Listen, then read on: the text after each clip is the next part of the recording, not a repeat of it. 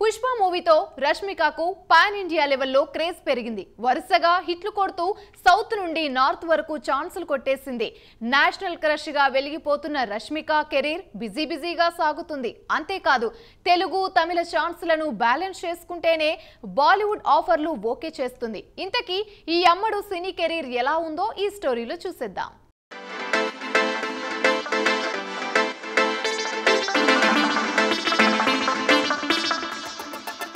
Present horror movies trend నడుస్తోంది.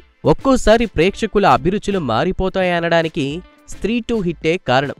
దీంతో ఆ టైప్ ఆఫ్ మూవీస్ తీయడానికి మేకర్స్ సిద్ధమైపోతున్నారు. ఇందులో భాగంగా రష్మిక మందనతో ఒక మూవీని ప్లాన్ చేస్తున్నారు. ఈ మూవీ అక్టోబర్ నుంచి షూటింగ్ మొదలుపెట్టే ప్లాన్లో కూడా మేకర్స్ ఉన్నట్లు తెలుస్తోంది. వాంపైర్స్ ఆఫ్ విజయనగర పేరుతో రూపొందే ఈ హారర్ డ్రామాకు ఆదిత్య సర్పోర్దర్ దర్శకత్వం వహించబోతున్నారు.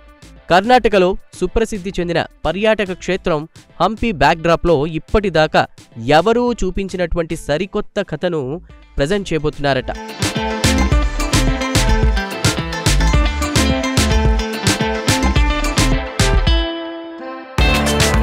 వాంపైర్స్ ఆఫ్ విజయనగర మూవీలో హీరోగా రాజ్ కుమార్ రావు నటించబోతున్నట్లు తెలిసింది. రష్మిక పాత్రకు చాలా షేడ్స్ ఉంటాయని అంటున్నారు. విజయనగర సామ్రాజ్య చరిత్రతో మొదలుపెట్టి వర్తమానం దాకా విభిన్నమైన కాలమానాలు ఇందులో ఉంటాయని సమాచారం. 14వ శతాబ్దపు నేపథ్యం కాబట్టి బడ్జెట్ గట్రా భారీగా ఉండబోతున్నట్లు టాక్ వినిపిస్తోంది.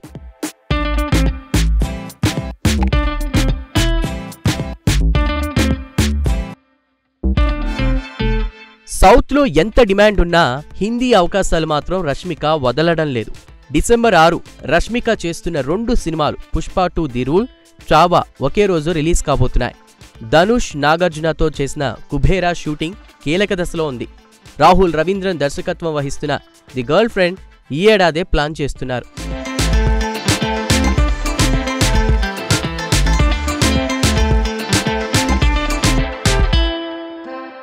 ఇంకోవైపు సల్మాన్ ఖాన్ సరసన సికందర్లో ఛాన్స్ కొట్టేయడం రష్మికకు మరో జాక్పాట్.